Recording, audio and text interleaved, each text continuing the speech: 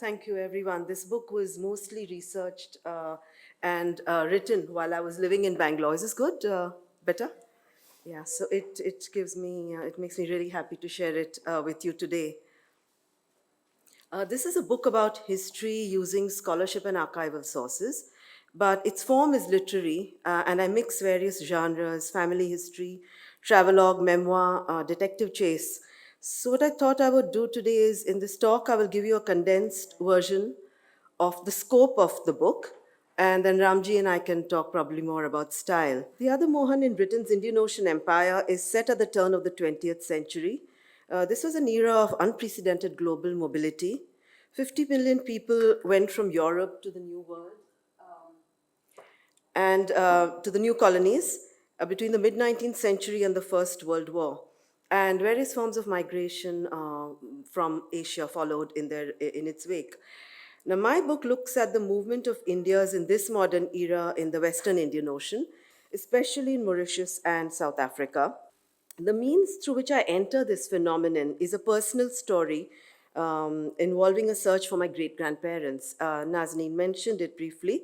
I had a great grandfather called Mohanlal Kilawala, who I was told had gone to South Africa at the turn of the century, or at least he'd gone as a young man, and I figured it would be the turn of the 20th century.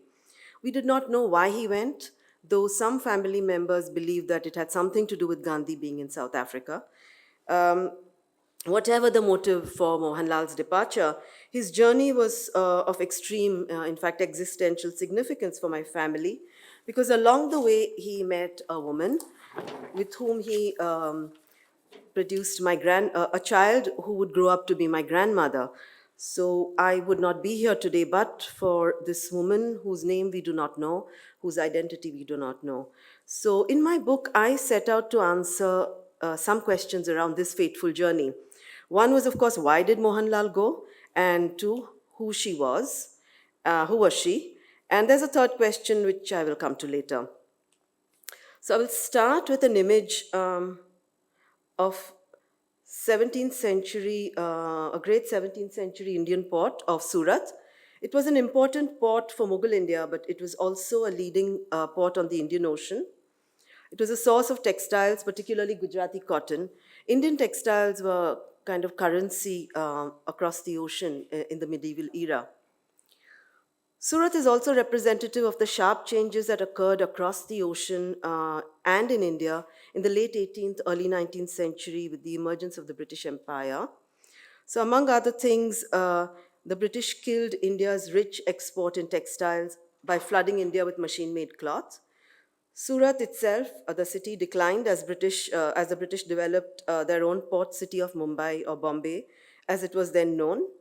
And from a producer of finished goods, India became an exporter of raw materials such as cotton and manpower.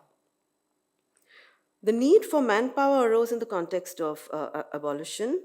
Britain abolished slavery at home and in its dominions in 1834, but it still needed labor in its colonies. So it devised the system of indenture, which was a form of semi-bonded labor by which about 1.3 million Indians were sent overseas as contracted labor. This is a graph showing you where, a sort of visual showing you where they went. As you can see, Trinidad, British Guyana, Jamaica, but my focus will be on South Africa and Mauritius. This is a map of South Africa from the late 19th century. As you can see, it was divided into 4 territories, but the ones we are concerned with today is the Transvaal, which you see the sort of orange region up there, and which has the cities of Pretoria and Johannesburg in the north, and Natal on the southeastern coast of South Africa, which was the agricultural region with sugarcane plantations. And this is a picture of the first contingent of indentured workers arriving in Port Natal or Durban in 1860. Now, these thousands of Indians overseas needed to be fed and clothed, so another group of people set out from India as traders and shopkeepers. Indentured workers were drawn from this eastern belt, so from Bihar to UP, a little bit of UP, Orissa, Bengal, Andhra Pradesh, and Tamil Nadu. And but for some reason, the traders and shopkeepers went from the Western India. Some went from the Konkan coast, but most of them went from Gujarat and two places in Gujarat. And also at this point, Hindus were forbidden by, religious taboos from crossing the Kalapani. So you had, the traffic was mostly of Muslims, Memons from Porbandar and Sunni Boras from Surat district. These Indians who went on their own and not as indentured labor were called passenger Indians. And while there was quite a variety of people who went as passenger Indians, the most intense traffic, for several reasons, was from this place. Surat district. This is Kolwad village on the Tapi River, from where there was a virtual exodus in the late 1800s. Young men, they cut up tin trunks and to make suitcases, and they just threw their clothes in and left. And if you walk through this village, you can see the windows all boarded up. So this is Kolwad House. So this is, this is what they built later on to house people who were kind of coming from Kolwad. So Kolwad is a really important source of passenger Indians, as are other villages in Surat district. One of the sort of the impetus at this time, there were many kind of reasons why people left, but one of the things that people always refer to is this proclamation by Queen Victoria. We hold ourselves bound to the natives of our Indian territories by the same obligation of duty which binds us to all our other subjects. So this was seen, you often in the literature you see it referred to as some sort of encouragement, Indians feeling that they would be treated well, and it was some sort of invitation to go overseas to places in the British Empire. Also at this point, the discovery of diamonds and gold, this is the late 1800s, also attracted a traffic from other parts of the country. From the ones that I've already mentioned, but also a little bit from the Punjab and other places. So this is a postcard I came across in one of the mines I visited. And the postcard says, these are the first Indians at a gold mine. And you can see two of them have turbans, but you can't really make out which ones are Indian and which ones are not. Now these migrants, the ones who went to South Africa, the passenger Indians, were illiterate or semi-literate and mostly in the vernacular. But they worked very hard and they were okay with, a very hard life. They were okay with sort of sleeping in the back rooms of shops with goats and chickens, or riding wagons into the interior of Africa and bartering goods with native Africans. And it was quite dangerous because you could be attacked by wild animals or burglars because you were alone and exposed. Over time, their sacrifices paid off. Many became very successful and set up sprawling businesses all over South Africa.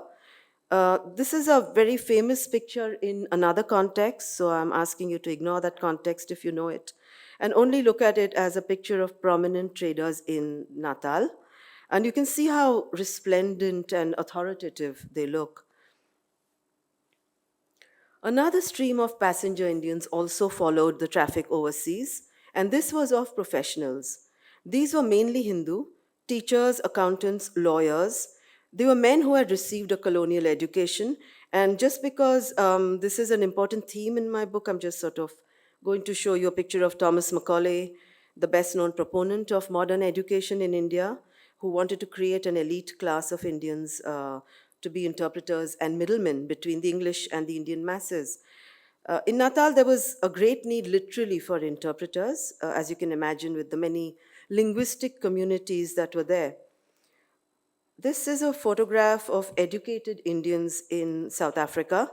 So some of them could be missionary, have gone to missionary schools, but they were all educated, they were all English literate. And you can see Gandhi in the middle, who was, of course, the best-known Indian professional to have gone to South Africa at this time. Gandhi was, I know the story is well known, but I'm just quickly kind of going to go over it. Gandhi was a British-trained barrister who went to South Africa in 1893 as a lawyer cum translator for a trader from his hometown, Porbandar. He went without any idea of the racially fraught landscape he was entering. Unlike India, South Africa had many white settlers who were determined to establish their dominance over other races, and he encountered a brutal form of racism over there. We all know the story of how he was thrown out of a first class train compartment in Pietermaritzburg because a white co passenger refused to travel with him. This and other experiences turned Gandhi into a political activist, and he stayed for over 2 decades fighting for the rights of the Indian migrant community. And it is there that he evolved his special brand of nonviolent resistance, Satyagraha, which, as we know, became an influential form of resistance in India and in the world, and much written about, of course, by many, including Ram's magnificent Gandhi Before India. Now, the beginnings of Satyagraha were in 1906. Gandhi evolved this weapon of nonviolent resistance in response to a particular law, the Asiatic Law Amendment Act, which was proposed by the colonial administration in the Transvaal. The background to this proposed law was this. The colonial administration felt that many Indians were entering the Transvaal without authorization. This was in the post-Boer War era. And since they could not stop them, they said the Indians are so devious and they're using all kinds of illegal means to enter, what they wanted was that all Indians in the Transvaal register themselves with their fingerprints. And this is something that at that time, at least the police did to identify criminals in India. So the Indians in South Africa, in the Transvaal did not take kindly to this. The law also allowed for police searches, and you had to produce your identity papers and so on. So Indians found this proposed law degrading and they protested. The protest was sort of, so Satyagraha, the non-violent resistance, was kind of the means of their protest. The idea was that you resist the law in a peaceful manner and court arrest to highlight your opposition to this particular law. And an iconic event in this campaign of protest was the public burning of identity documents in August 1908. This is a picture from August 16, 1908, but there were a few more similar sort of public burnings. I think most of you would have some memory of this. It's kind of a very iconic part of this campaign, but it was also dramatized vividly and quite inaccurately in Attenborough's 1982 film Gandhi. Now, my interest, this prologue, so let me explain my interest in Gandhi's time in South Africa and this incident in particular. It was sharpened by my interest in my great-grandfather, Mohanlal Kilawala. Mohanlal's ancestors came from Surat and moved to Bombay, probably in the 19th century, like other Surtis, when Surat started declining and Bombay started coming up. Mohanlal was born in Bombay and educated in the Macaulay system. He was fluent in English, which was quite a rare skill in those days. And as I mentioned before, he left Bombay for South Africa as a young man, probably on a steamer like this one. That's the first time I heard. I always heard this, that your great-grandfather went away on a steamer to South Africa. So from the time I was very young, I was always intrigued by this journey. Why did Mohanlal risk the caste taboo against overseas travel and throw up the stability of what would have been a fairly comfortable middle-class existence and a very stable one? Why did he throw it all up to go overseas? And secondly, of course, who was the anonymous woman who was my great-grandmother? And I always thought I would look into this puzzle someday. But how do you find traces of an ordinary man who traveled overseas over 100 years ago? My great-grandfather had left no letters, documents. There were no stories about where he went, when he went. None of the anecdotes of, he went there and he encountered this, or he was cheated by someone, or nothing at all. It was like a vacuum, and the only thing one knew was that he had gone. The only, of course, clue that I had was this possible connection with Gandhi. And I honestly did not know what to think of this. Because, so all I knew about Mohanlal, because I interviewed my relatives and family members, and, I asked them to describe him, and from what they said, I could see nothing Gandhian about his lifestyle. After he returned from South Africa, I'm told that he taught Europeans and multinationals Hindi or Gujarati, which means he made use of his English, his sort of interest in languages. He wore a suit. He smoked cigarettes, ate porridge and biscuits for breakfast, all very odd things for a conservative Gujarati family. So I assumed that this was because I hadn't even seen a photograph of him. So I had to pull out a silhouette to sort of see, okay, this is what he looked like. Um, at the same time, there were kind of interesting superficial similarities between the two men. I mean, Mohandas Gandhi and Mohanlal Kilawala. Of course, the name Mohan is the same. I mean, different iterations of the name, but both were Hindu Gujarati Vanyas, English speaking, and from Western India with its ethos of trade and business enterprise. So I thought, let me run this with this, and I don't know if Ram recalls, but I had a very quick meeting with him. You just come back from South Africa, and I think your book was just coming out.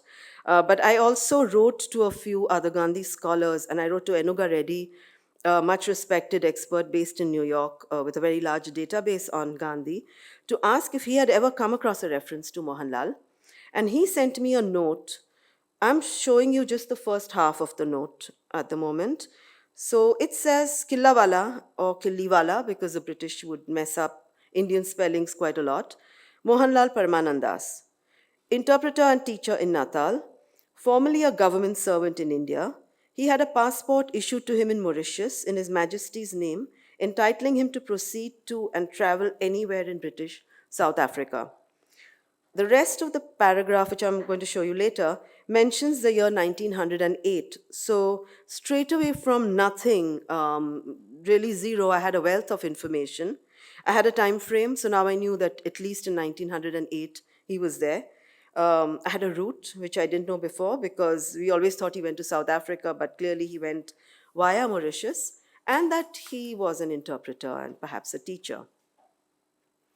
In 2013, I had a fellowship from the Homi Bhabha Fellowships Council, which had an overseas travel grant attached to it, which is a really rare thing in India. So I decided to go on an exploratory trip to South Africa. And before I went, I had a list of historians, writers, some members of Gandhi's family to meet in the places I was going, which was Johannesburg, Durban, and Cape Town. And I was quite chuffed with my early find about Mohanlal. I was feeling quite optimistic. But once I got to Johannesburg, I suddenly felt really let down because the ashrams Gandhi had set up in South Africa, Tolstoy Farm and Phoenix Ashram, were defunct. And there were many memorials to Gandhi all over the place, but no records of any kind. And I think I had in my mind the later Gandhi. I was thinking Sabarmati Ashram, that there would be records of visitors. And I just had this idea that I would go there and I would find things. But suddenly there was nothing, and I just felt this was an absurd kind of endeavor and that I was going to have a very bleak, a brief holiday and come back. So I was quite disheartened. Then on my last day in Johannesburg, I had fixed up to meet this historian at the Wits University called Pranisha Badasi. She'd written a paper which I had come across online. It was about Indian interpreters in the colony of Natal, 1880 to 1910. And it did not mention Mohanlal, I'd hoped it would. But I thought she was someone I should meet. So we fixed up to meet. And when I got to her office, she was at her computer. And she had fed the details I had sent into the database of the National Archives. And I had tried to do this myself, but I just didn't know how to work the search. So she was obviously so skilled at it that she'd pulled out a whole list, and there were papers everywhere in Pietermaritzburg, Pretoria, and Cape Town. So Mohanlal clearly had left me a paper trail. Now, I do not have time to tell you about the fascinating materials in the archives, not all of them anyway. So I will just mention here the basic facts that I gleaned from them, which was that Mohanlal arrived in Durban from Mauritius at the end of 1905. He had a job with a white lawyer called Archibald Findlay, and he lived in the downtown Grey Street precinct, which was where most passenger Indians of Durban lived. Here is a picture of the precinct. This is in 1900. Gandhi would have been here at this time. You see the seas in the background. and Grey Street runs through it like an artery. The Jama Masjid that you see on the right, one of the first buildings to come up, is the main landmark. You could see it, I think, from the sea. And you see the sloping roofs of the warehouses because that is where the grain would be stored before it was distributed in the colony. And also the way Indians lived, the most people who lived here were traders and shopkeepers, and they would have their the shops below and the residences above. And as I said, Gandhi would have been in Durban at this time, but 5 years later, when Mohanlal arrived, Gandhi had moved to Johannesburg to fight for Indian rights there. So this is what Grey Street looks like now. It's kind of become a very Art Deco, Indian Art Deco as they call it. So you still see the Jama Masjid, which is now much larger. That corner building, again, is a very kind of well-known landmark now. So I basically went around, I made a list of Mohanlal's addresses, and I tried to find those addresses here. And the thing is he seemed to have moved around a lot. And so the streets were named after the royal family in the old days: Victoria Street, Queen Street, Prince Street. And so I found the kind of numbers, and I went into one of the buildings. So his address was, I think, 148 Queen Street. So I entered from 147, and then I realized that the buildings had passageways that went around the block. So you went around all the streets on the inside. So I started thinking that maybe Mohanlal's changes of addresses only reflected change of rooms and not of buildings, actually. And maybe the rooms were all interconnected, that there was a boarding house of some kind inside. And I was literally standing at a traffic light thinking this, and I looked up, and this is what I see. So this says Surat Hindu Association building. The year is much later, so the building might have been, been restored or kind of, but the association is old. It was 1907, and there might have been an informal association helping migrants before that. Now, let me turn to another part of the puzzle which relates to my great-grandmother. So, as I said, tracing a man was quite kind of difficult, or at least I think I struck lucky, but tracing a woman was even harder than tracing a man, because in the early days, the gender ratio among indentured workers was heavily skewed in favor of men. And passenger Indians too were mostly male, even though over time they brought their wives and daughters, and you had a semblance of a kind of normal society coming up. Even then, women were always named on their husbands' documents or their father's travel documents, not separately. Now, again, I was really lucky. Mohanlal had traveled from Durban to Cape Town in 1908. At the time, there was a very dedicated immigration officer in Cape Town called Wilfred Cousins, who had designed a very long form for passengers. And, while they must have really complained, for me it was great because I found from Mohanlal's form that he had traveled many things. I found how much money he had on him, a lot of details, his education, etc. But I also found that he had traveled with a wife and a child, which would have been my 2-year-old grandmother. And it gave me my great-grandmother's name, which was something that was quite a find. So this was one of the forms that I found. Now, I continued to search for her in Durban. I had a very small clue, which was that Mohanlal was a tenant in her father's house. So that means the father would have owned some property. So I looked at property maps. These are property records in Durban. And then I looked at almanacs because many of them had addresses and telephone numbers and things, but I couldn't find anything at all. Then one day I was sort of meeting a history buff and telling him my story. And, I used to do that. I used to keep meeting people and then tell them the whole story again and again. And every time, it was quite incredible. Every time someone would find something, would spot something in the papers I was showing. And this person kind of put his mind to it. And he said, your great-grandmother was not from South Africa. She was from Mauritius. And, it was like a light bulb went off in my head because I don't know why I never thought of that before.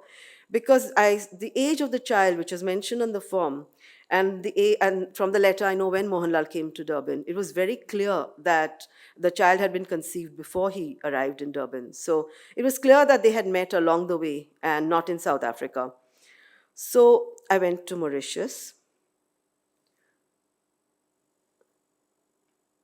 This is Mauritius on the map. It's a tiny little dot east of Madagascar. It was an uninhabited island. The Dutch tried to turn it into a supply station for their ships and gave up. The French took it and made it a shipbuilding center. And then the British ousted them and turned it into an agricultural economy.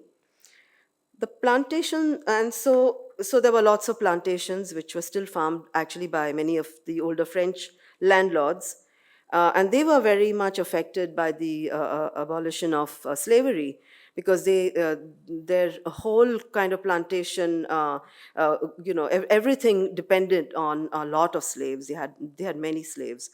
So it was the first country, Mauritius, to import Indian indentured laborers in 1834. Eventually, till 1917, it imported 4.5 lakh workers, indentured workers. In 1917 or so, the scheme was officially wound up.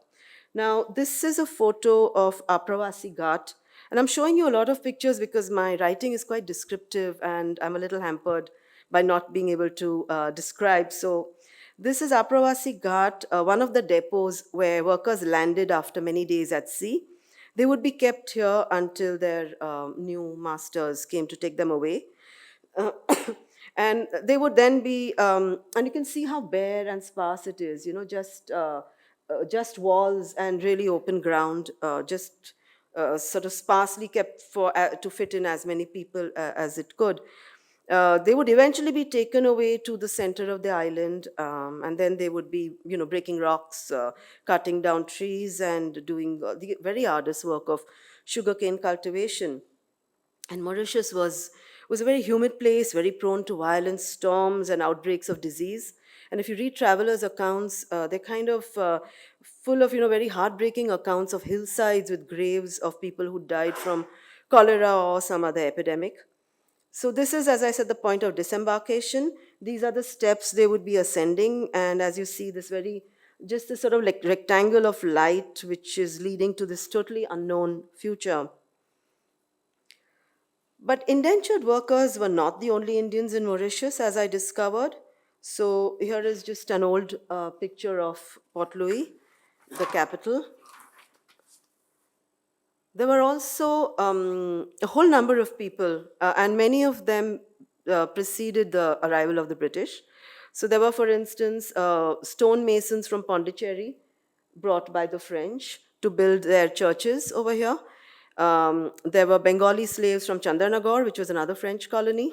There were Lascars from the western coast. There was even a gold smuggler turned jeweler from Saurashtra who had brought about 80 families. And then there were the two streams of traders that I talked about in South Africa. Actually, some of some of them went from Mauritius to South Africa. Some went directly. So Porbandar Memons and Surti Boras, and Chettiar traders as well. They were quite big in Mauritius. So this is a kind of picture, a more contemporary picture of the trading neighborhood. And these merchants were extremely influential in the Indian Ocean region. I came across this quotation from Bartle Frere, a British civil servant who was in Bombay for a while. He wrote in 1873, "Everywhere, wherever there is any foreign trade, it passes through the hands of some Indian trader. No produce can be collected for the European, American, or Indian market, or imports distributed to the natives of the country but through him. It is difficult to convey to those at a distance an adequate idea of the extent or completeness of the monopoly." So the traders, very important, the merchants, as I said. And then, of course, I wasn't only looking, I was looking, trying to find my great-grandmother's identity. So these were the kind of many Indian communities that were there. Then, of course, there were Creoles, descendants of African slaves, many of them sometimes sort of married to Indians. There were the Chinese and there were the French. There were a few British, but they were mostly soldiers and they kept to themselves. So I had to find my great-grandmother in this sort of polyglot society. This is just a representative picture of what she may have looked like, but who was she? And this is my search is part of course, the book. But I'm going to leave this question hanging and move back to Mohanlal. I want to now show you the second part of the paragraph about Mohanlal that I showed you earlier. So the one in yellow, the one I've highlighted, is the new part, which is that it says, I'll give you a minute to read it and then I will just explain.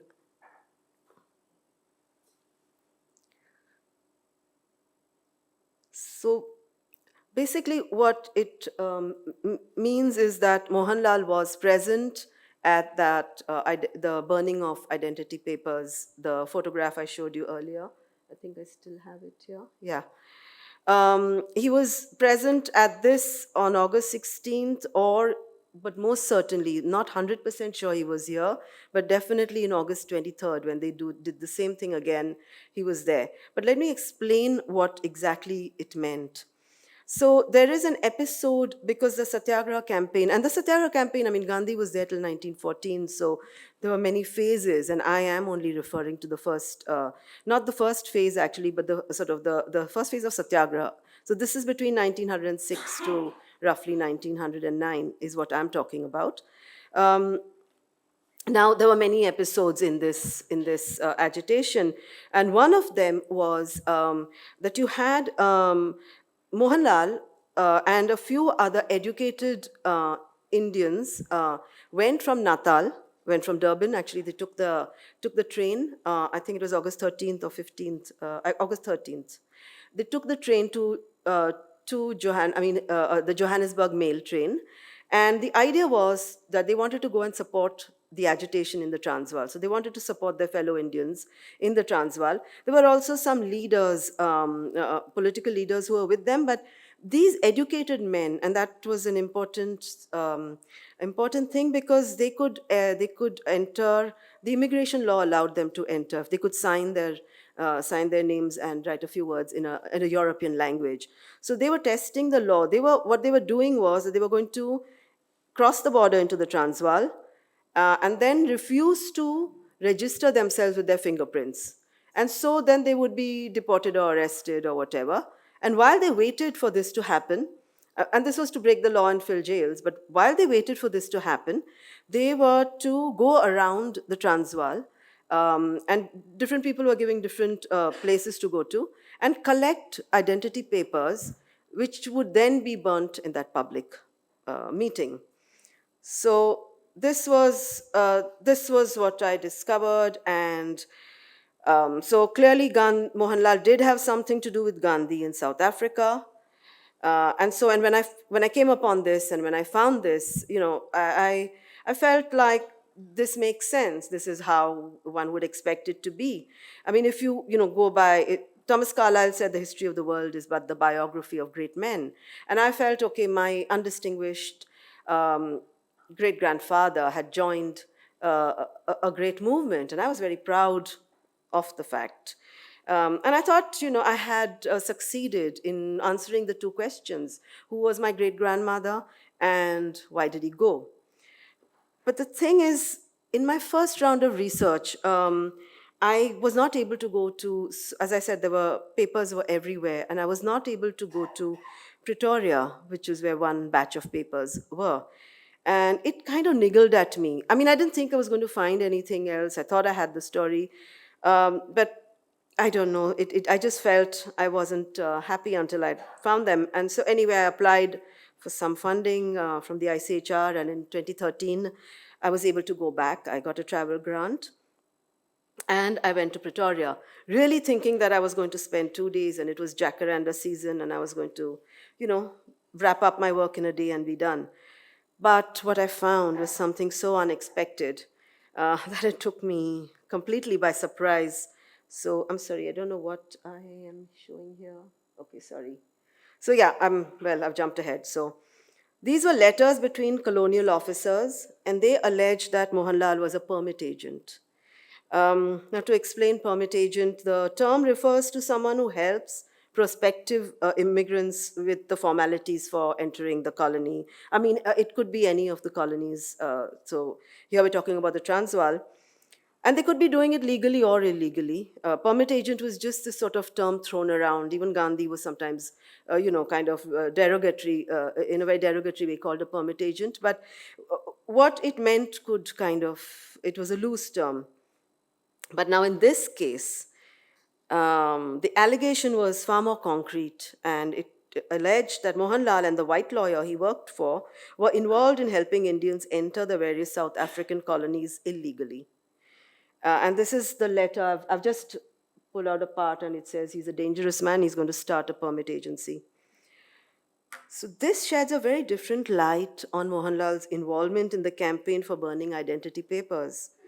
I mean, if you recall, he was supposed to go house to house collecting papers from Indians for burning. Now, did he join this part of the agitation because he was affronted as an Indian, as he should have been, by the indignity of, having to register with fingerprints and have the sort of degrading law where police could search your house and so on? Or was he trying to get his hands on identity documents which were at that time in great demand from prospective illegal migrants? I don't have an answer to that. I mean, clearly that is something in the realm of speculation, though uh, I do describe all of Mohanlal's movements and all the other papers, which I can't go into over here. So, I guess the reader can kind of build on what I write in the book. But what I did, I mean, I cannot say for sure at all. This is not something that I'm saying with any certainty that, he might have been completely and at least sort of taken, because a lot of people were inspired by Gandhi and would join campaigns and, would have a change of heart. So that may be the case. But what it did, because this was the kind of clue that was thrown my way, I I just went into the business of illegal immigration of Indians. I mean that it's an aspect of, of the circumstances of that time, which has not been written about much because Gandhi's focus in his own writing in Satyagraha in South Africa and in all his other writing is on the Satyagraha movement and developing a kind of political consciousness. And so I think that people who write about Gandhi, I would hope Ram would answer if correct me if I'm wrong, would be on the kind of struggle and on the kind of way that Satyagraha built in Gandhi's own biography. But so I was quite surprised, not by, well, I'll come to that. I was surprised by the kind of information I came across when I was only looking for this, because my subject was not Gandhi. My subject was this very ordinary man who was my great grandfather, and he seemed to be indicating that I needed to go here and I needed to look at this. So I found work by recent scholarly work by mainly two historians. One was Andrew MacDonald and one was Uma Dupelia Mestri, who's Gandhi's great granddaughter. And then and there were references in other South African scholarly work, and then I kind of looked at their references and I went back to the archives, and what I found, which I'm sort of compressing here, there was data on transnational networks involving forgers, touts, agents, interpreters, and other educated people. Educated people, it was very important because they needed to know the law, they needed to manipulate, or you needed a certain amount of literacy and understanding of the law. Two official inquiries were conducted in 1915, the year after Gandhi left India, which revealed to me total chaos and corruption in immigration offices. Um, Wilfred Cousins, the strict immigration officer in Cape Town that I mentioned earlier, he was stabbed by an Indian who wrongly thought that he was the person asking for a bribe. Um, Figures were prominent on the colonial side at the time of the burning of the identity documents, like the immigration officer Montfort Chamney. They all come out looking pretty bad in these inquiries. So none of this, of course, has a bearing on the Indian protest of 1908 or the movement. The Asiatic Law Amendment Act was an extremely racist measure, and the community was, extremely kind of justified, and Gandhi was more than justified in mounting an agitation against it and highlighting it. But when you get an insight into the workings of the immigration offices and the concerns of the officials when they're kind of making this, thinking about this law, etc., you just get a more textured understanding of how the law might have come about. And particularly, like, what was a bit of an eye opener, the British like to portray themselves as a very disciplined and, and incorruptible. But I found that the colonial administration was far from being a kind of monolithic and towering entity, but made up of extremely fallible people who were themselves extremely vulnerable. So if you see the bureaucrats themselves who were making these laws were quite vulnerable to all sorts of vagaries and job switches and so on. I was also extremely surprised by how commonplace and widespread the business seems to have been, which is something that emerges from all these findings. Now, it's not that the numbers of illegal immigrants was that was quite modest. It was some 500 to 1,000 Indians. And this is what Gandhi said all along. He agreed. These were official figures put out earlier, and the Indian community leaders accepted these. So that's not exactly a surprise.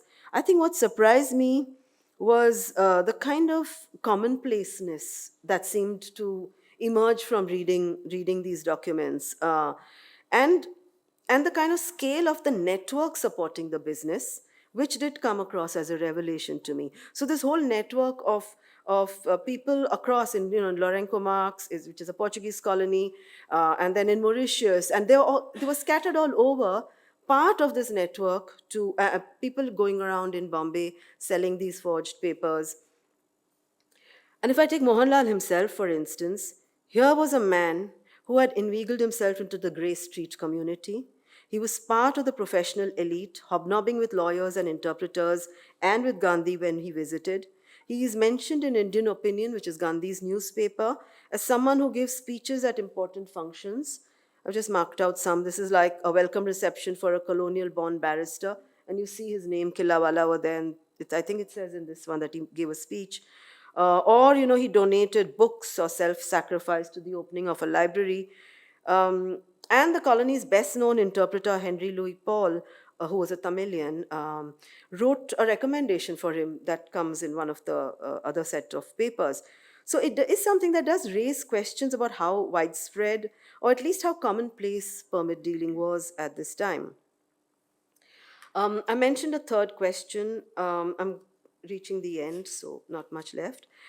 The third question is also personal. As you can make out, all my entry points into this saga are personal. And this question is me kind of querying my own education in an elite English school. This is a very kind of bad picture that I found of my school, but you can just see from the look of it that it's a convent school, an elite Cambridge school. And I often wondered why. I come from a fairly traditional Gujarati middle class family, and why did my mother choose this kind of school for me? It has shaped who I am. So why did she? And it was only when I started thinking about this journey, and then I started thinking, oh, it must have come from Mohanlal, who was this suited and very English speaking person, and who also gave my grandmother, the child of this journey, an education in a school very much like this for a few years. So it ties in for me with cultural imperialism, which is a very strong thread in the book.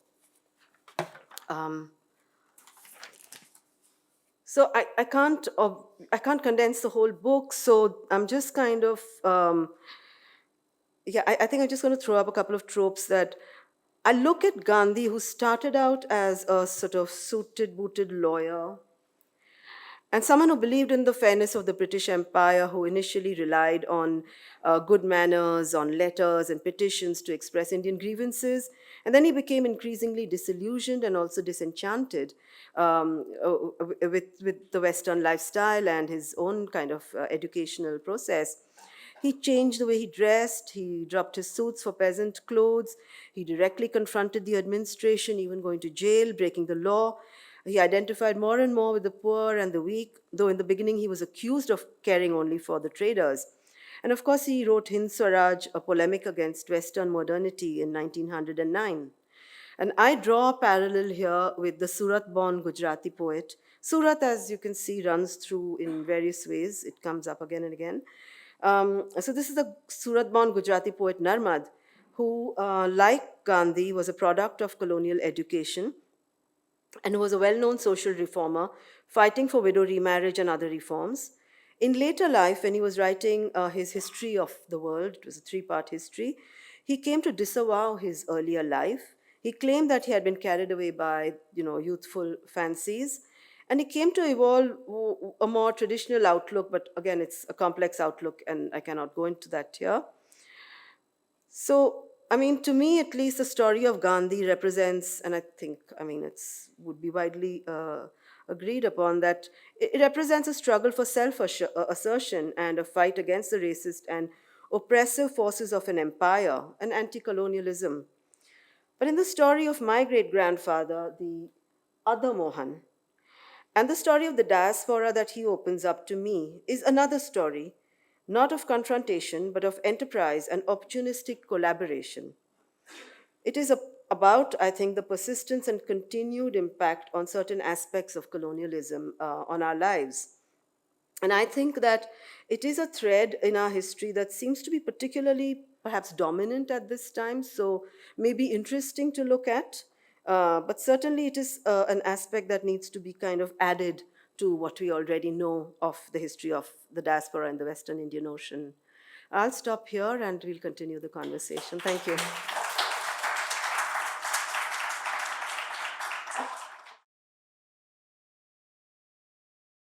You know, I have read the book in considerable detail and many parts of it more than once. Listening to this was great. It's almost like there was a whole new read of the book that happened. I'd like to start by talking about Amrita. You know, there's the book that, as you can see from the presentation that she made, she presented what she found.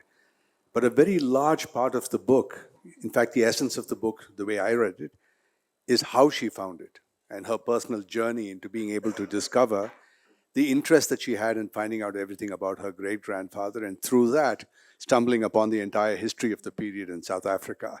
So we agreed that what she was going to do is that, and now we're going to talk about the literary aspects, the prose, and her journey itself.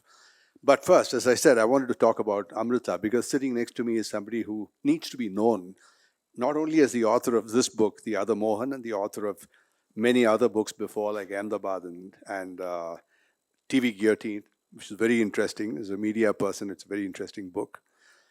But when she cut her teeth first as a journalist, one of her most significant reasons why she became famous as a journalist was because she became the queen of the underworld as a reporter.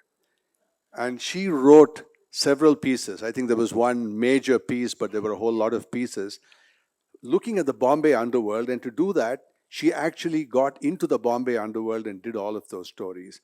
Who didn't you meet? You met all of them, didn't you? Not really. I was going to meet Dawood, and then there were some death threats, and the yeah. So no, I How met all the fortuitous you older didn't. ones. Yeah, I Right. know it was It's good. Karim Lala and Haji Mastan and Right, that lot. right. And those names would have been quite familiar to you. The reason I say this personally is because when I was in my late 20s, I decided that I wanted to be a writer and I didn't know what to do at that point. And the most literary magazine in India at that point was a magazine called Debonair, and everybody knows it for all the nude pictures in it. And it was like Playboy magazine, so everyone read Debonair for the articles. So I figured that that's what I wanted to write, and I wanted the very first pieces I published, I wanted to write over there. And so I decided to look at it and say, what shall I write in this whole magazine? I said, first of all, I wanted to write humor because there weren't too many humorists in India. And secondly, there are nude pictures in this magazine, so let me mix the two and write pieces on sexual humor.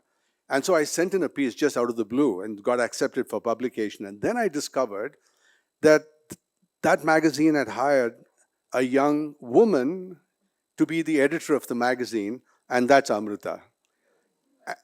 And so from the late 90s onwards, she was my first editor. And she helped me find my voice and my conviction to be able to write, my interest in prose. All of that came in because there was someone over there who said, "Who's this rookie writer? Yeah, he seems vaguely funny, let's publish him." So, because of that, I have a great pro Amrita bias, as you will see. Now, she's also very famous for another reason, again, not little known. She started the first wave of the Mills and Boon books in India, right? So, then after that, after a life of all of these things, she decided to move into the world of scholarship. And what you saw today is, I'm hoping, not the last stab at scholarship that you have, that was coming in from that point onwards. But that gravitation is exactly what happens to a lot of people as we go through the business of writing and we develop skills in writing and research and presentation as journalists, and then we get a chance to express it. So we tend to add scholarship to the process, and then we try to shake away our debonair days, do we? So that's They how it. never leave you, but yeah. I guess not. I guess not. So this conversation, I'm going to try to keep it as short as I can and open it up for questions. I'm sure that people have many. So I'll try to get out of the way as fast as I can. But I get to ask the first questions because I have the microphone. So I get that chance to do it. Now, one of the things that I looked in the book is that the tone of the correspondence between your great-grandfather and Gandhi, for instance, there was a certain peer-to-peer nature of conversation. It was not a subservient tone of voice that he was using. And did you spot that? Did you find that particularly in the letters that you wrote? There's just one letter which he writes. Well, I shouldn't. Well, Yeah, but I yeah. meant the whole. No, I mean, oh, I see. Mohanlal was much younger, and there is a respectfulness with which he addresses him, but there is a sort of, I didn't think it was peer to peer. You didn't come to think that? Not really, no. I think, but I do think it was, I think he was an opportunist. I mean, that comes through in his, so, but no, I didn't think he was peer to peer. But What? but the thing is that we think of Gandhi as Gandhi today. I'm thinking in his mind, Gandhi was not yet the figure that this is 1906 or 7. He would not have been a figure that is so great as we know him. We're all so under the spell of the Gandhi that we know. And it took so long to shake it off, so I don't think he would have been under that, right? He was just someone who went there, the same place, and was one of a circle. Yes, there was great admiration for Gandhi. Gandhi was the foremost Indian in Natal, but in South Africa. So there's no question that he was a leader, and he would have looked up to him. And of course, he was, British trained barrister and all that. But yeah, I mean, I guess so within that peer to peer, if you say, but I think there was still a bit of deference Oh, in, I'm sure there yeah, would in there the would have tone, been. yeah.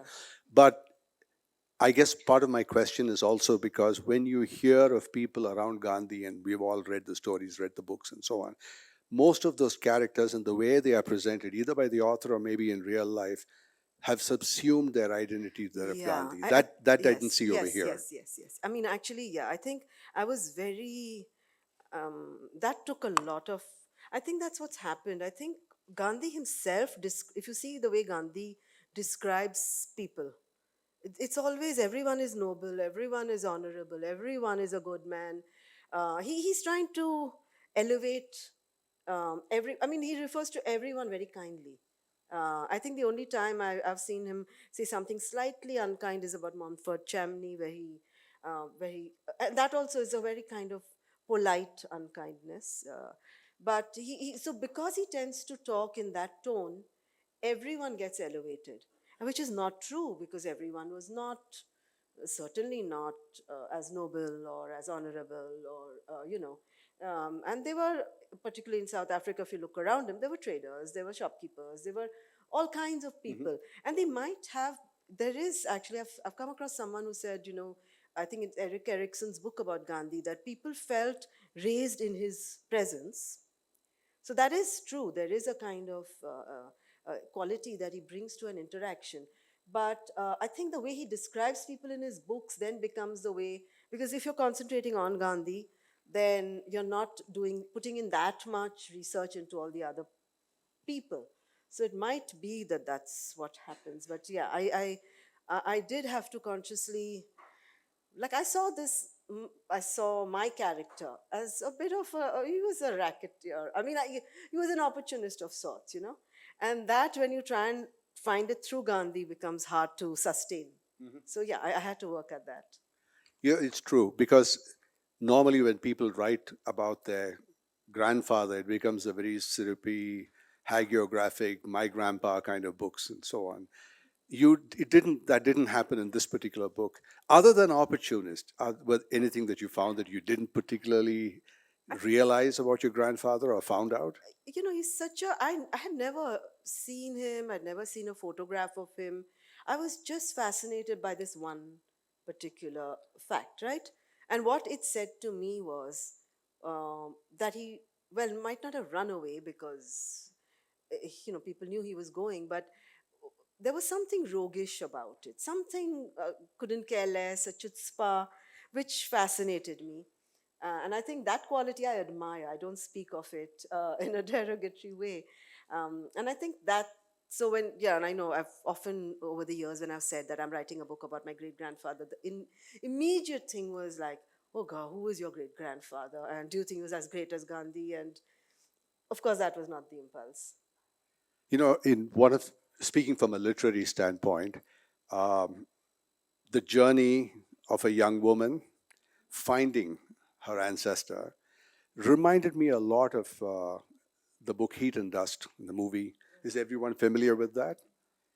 It's just very quickly for those who aren't, it's the story of is Ruth Pravar Jabala's book, where it's a story of a young woman who marries an ICS officer, and then she gets bored with him and falls in love with this Nawab.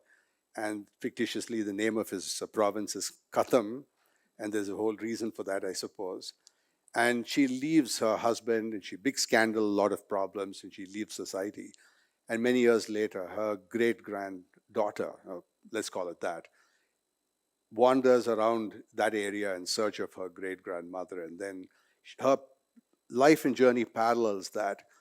When your journey into discovering your dad, great grandfather, call him your ancestor if you like, took you to very, very many places. And in the course of all of these things, how drawn did you get personally into the story as you discovered it? Um, Very much. I mean, and particularly my great grandmother's story, it was so unlike my fascination with Mohanlal, my fascination with finding her was of a different nature. I just felt like, we all exist because of her and we don't know her name. And I just thought there was something that made me very uncomfortable. So that was a different kind of impulse. I think from the very beginning, I was very much drawn into the story. And the way I investigated it, I kind of kept the everything contemporary out of my mind. And so, in a way, it was as if I myself was existing in a bubble of the past as I went around. And these newly minted memories that you came across in the course of your Hmm. journey, researching stuff, trying to find out more and more about what you had at that point. You mentioned during your presentation that there were a couple of moments where you were disheartened by the progress or the lack of progress.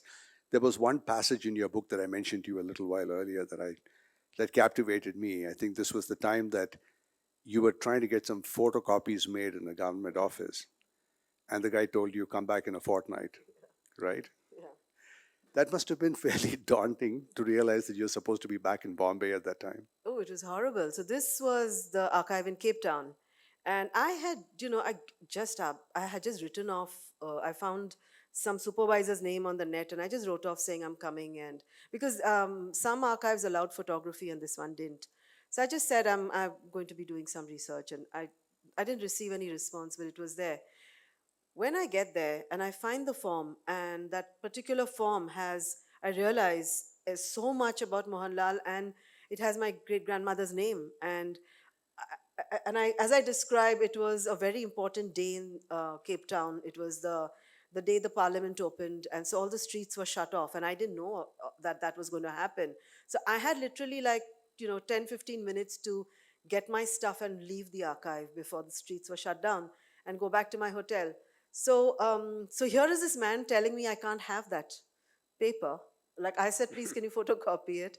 And he says, no, it will take 2 weeks or 3 weeks. And I said, no, I'm not going to be in the country anymore. And I thought, I've heard so many horror stories of people being asking for bribes at archives. And so I thought maybe he's looking for a bribe, but I just didn't know how to do that. So I didn't know what to do. And then I suddenly remembered that I had written to the supervisor. So I just dropped her name, and he made a phone call, and she said, give it to her.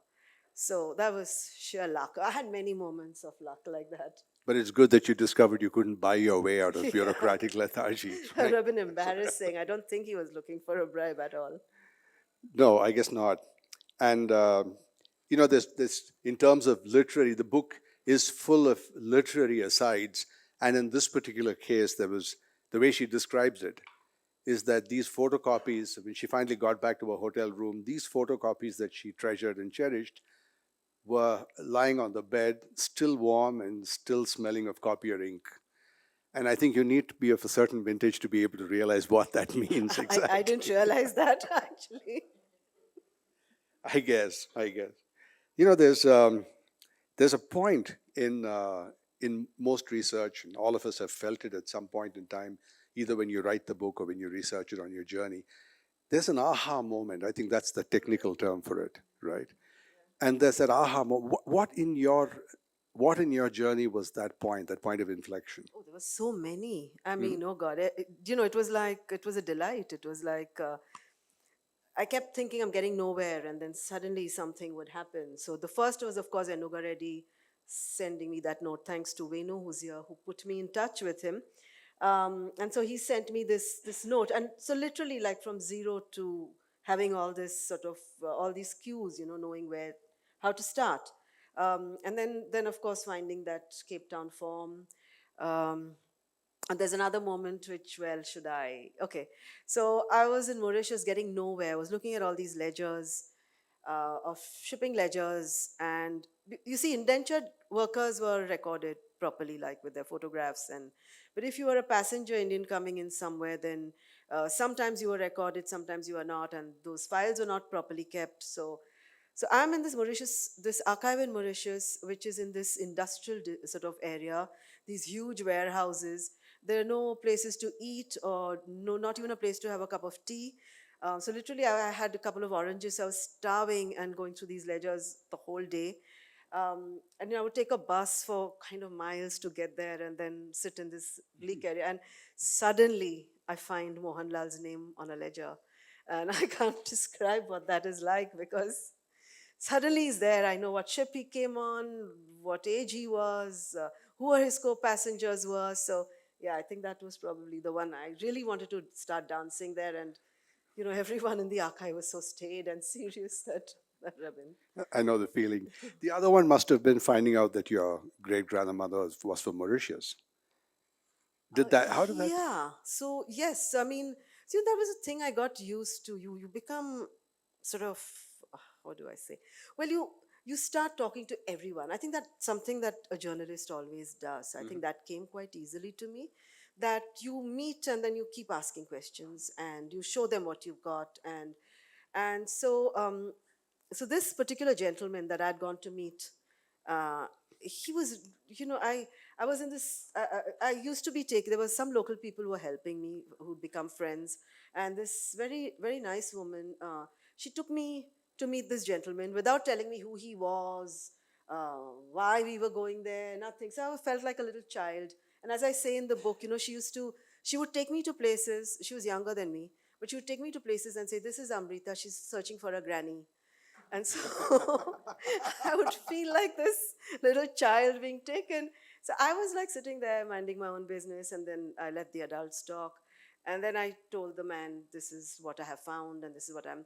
And he was quite a pompous sort of, his way of talking was very grandiose. And so anyway, I didn't think too much of it. Nothing came out of it. I went off. I was in a library looking at some stuff, and my phone rings.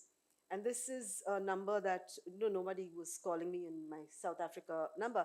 And it was this gentleman who had just come away from meeting, shouting literally. I was actually like thinking it would resound in the room, telling me, "Your great grandmother did not come from South Africa, she came from Mauritius." And there's a slight complication I did not go into. Well, never mind, I think it's too complicated to explain. But so his explanation was really, it was really like a light bulb moment. One of the things that is talked about, this new phrase that is developed, it's called narrative history, and that's the telling of history through literary means, which means you do things like plot development and character development. You bring things that fiction writers normally bring to the telling of a story. And there's one other aspect of storytelling that has been employed for a long time, and that's the travelogue. A good part of your narrative is travelogue. So you can actually, when you read certain places, you can feel the sea breeze, as you read it. You're in the moment and in the journey. So this whole thing moving through your head like a movie, as you describe it at that point. You must have enjoyed the journey. You must have enjoyed the actual journey itself. Tremendously. And I think it was also, so there were many things I was trying to do. I think I wanted to write a boy's book, a boy's adventure book, which is something that is written. This is a very colonial thing. As a child, as I talked about briefly about my schooling, the kind of stories we grew up on were, and I found it when I was looking at Cecil Rhodes' biographies. And I realized that he had read pretty much the same books I read when I was in school. And so 300 years of colonial, I mean, it was still, that kind of education was still being kind of, we were still getting it. So I think I wanted to write a boy's adventure book. And that's, I'm thrilled that John Key agreed to, give me a blurb. I wanted to write that, but of course, it's a woman's perspective, and it's very much it's like an Indian, it's like a tongue-in-cheek, there's a tongue-in-cheekness about that.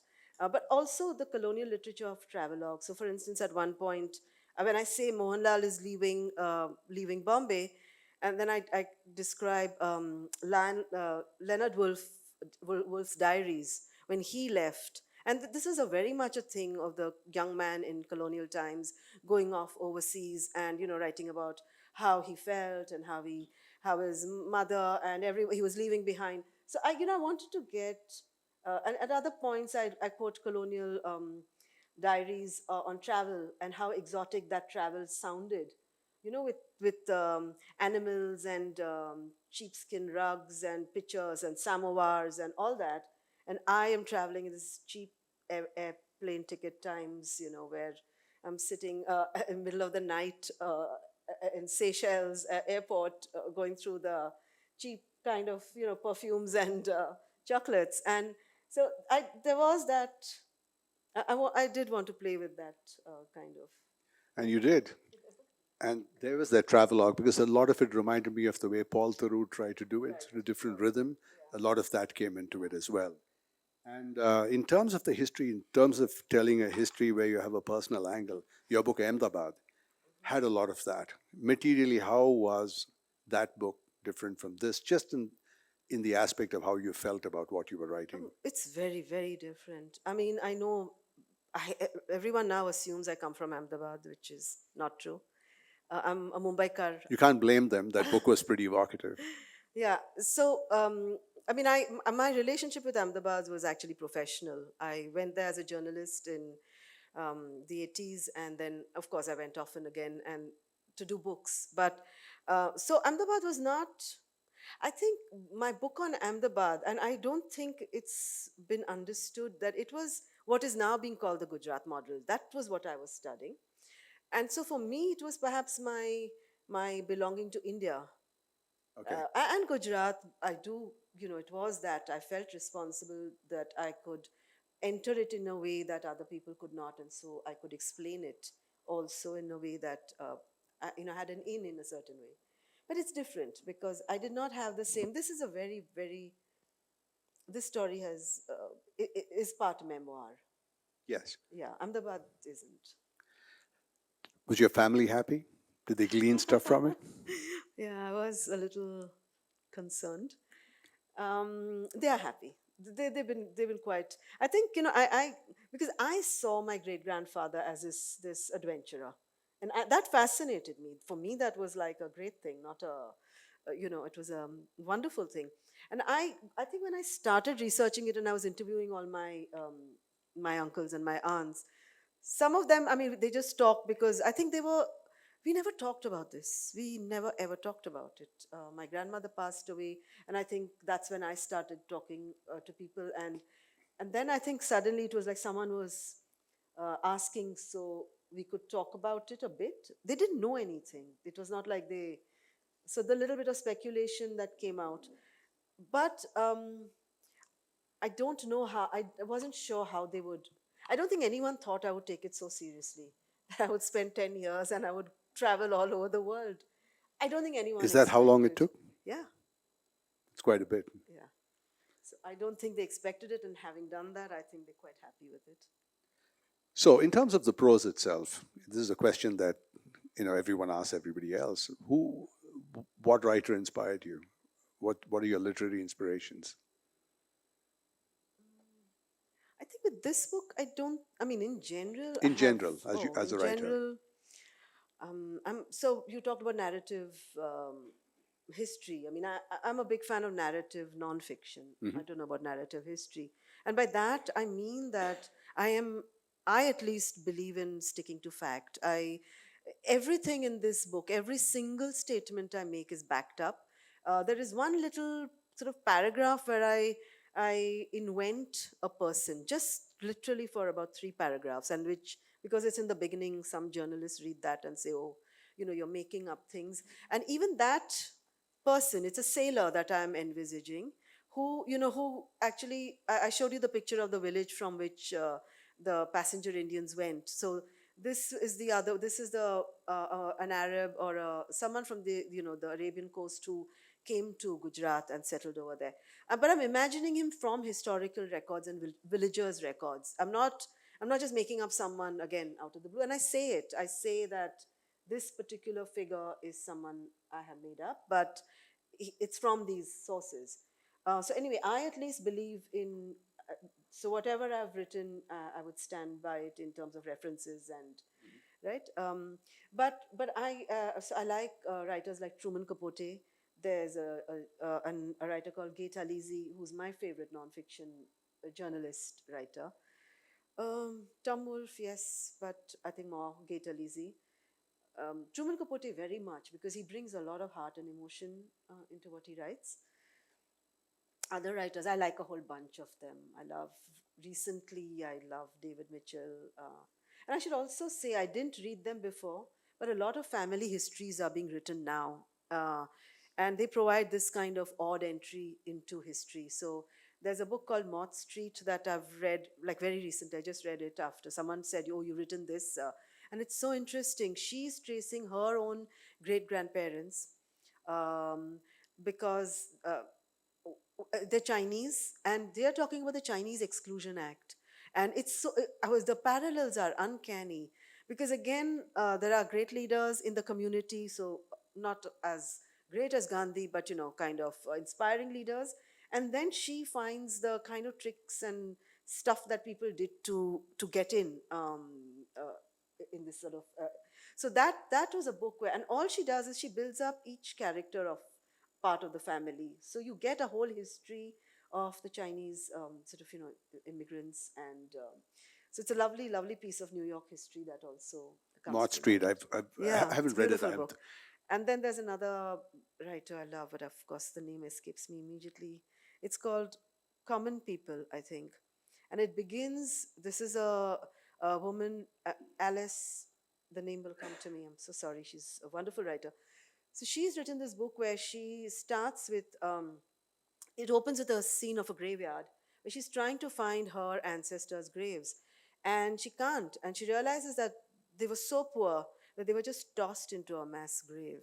And so this is a story about people who are not ever written about. The seamstresses, the potters, the really poor people.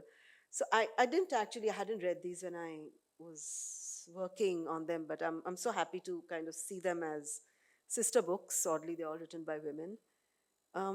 Yeah, I don't know. I can't answer.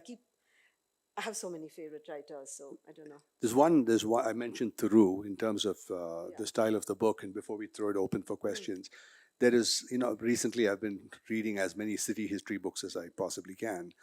And one of them is a book called Venice by James Morris, who transitioned to Jan Morris and went through a sex change operation. That was, I spotted some similarities in the narrative. Oh, Jan Morris is one of my most Really favorite writers. Yeah, absolutely. But good. I'm glad yeah, I found that connection. I know. And anyway, you're writing a city history, so I can Yes, I am. see you're already steeped in the Trying to reading. be, trying to be. That's what I do. I love Jan Morris. And before we open it up for questions, what's next for Amrita Shah? I don't know, a long break. Go, good. There you go. And this book it's fascinating. It's all of the stuff that you heard. It's got history in it. It's a travelogue, and it's a personal memoir. There are not many that overlap the Venn diagram so neatly as this book does. It's a wonderful read. Thank you so much, Ramji.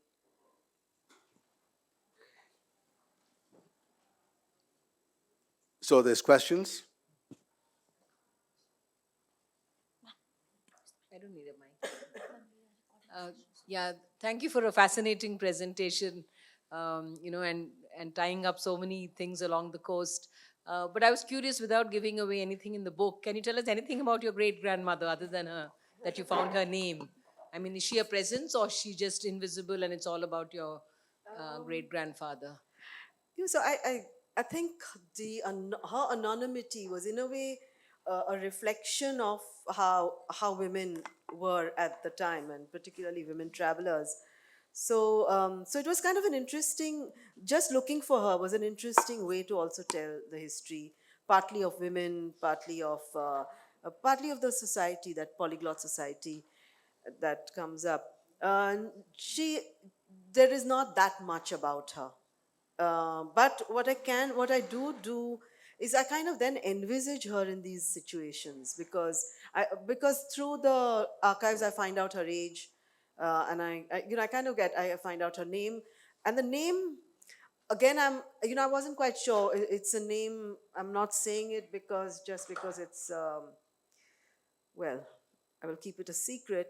But I don't even know if it was necessarily a name that was not perhaps given by her husband, because it's something that used to happen in those days, right? It could be a married name. So, so I didn't lay too much store by the name, though it was really exciting for me and very gratifying to have found her name. Because, but does she emerge as a big figure in the? Not really. She does remain more a shadowy figure. So that's the thing, we never talked about it.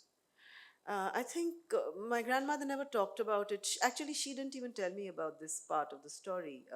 She only told me that your great grandfather went away to South Africa. And the other part was something I learned as I grew up. And I think I always felt hesitant to bring it up with her. She was not someone who talked a lot. And so I don't know. Yeah, I mean, it would have been. I wish we could have had a conversation.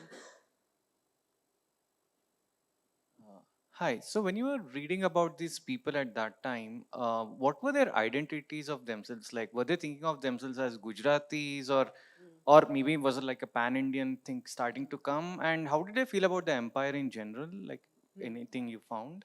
So they were quite in awe of the empire. They saw it, So when the Queen's proclamation that I showed, there was a feeling of a maternal figure almost, giving us, welcoming us.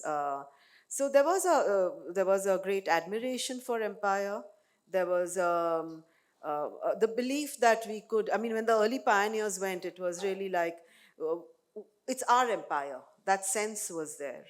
How they thought of themselves, my guess is they would have thought of themselves from the muluk they came. So, whatever village that they came from is, I think, would their sense of identity would have been that.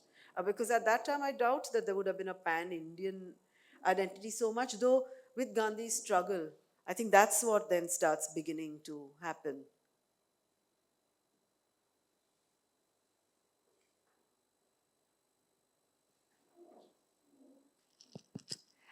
Did your sense of yourself change the more you discovered about your ancestors, so to say? Did it recalibrate how you see yourself? No. I mean, what I think it did was maybe a sense of belonging. It didn't recalibrate. I think that because what triggered the search, I found those things coming back. Like my fascination with my great grandfather was satisfied. So all those things happened, and I felt, I guess, a sense of there was a set of satisfaction that one had this wild dream, and actually, how many of us get to do that? You have this idea, and then you actually go out and actually live it and write it, and that's a privilege, I think. So that was wonderful. But no, I think no, it did not change my idea of who I was. No.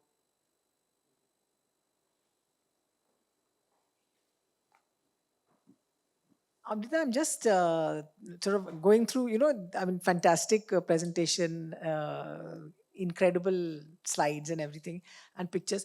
You're looking at this now and you're seeing sort of themes that are coming up again and again, even today: immigration, exclusion, the non so and so act.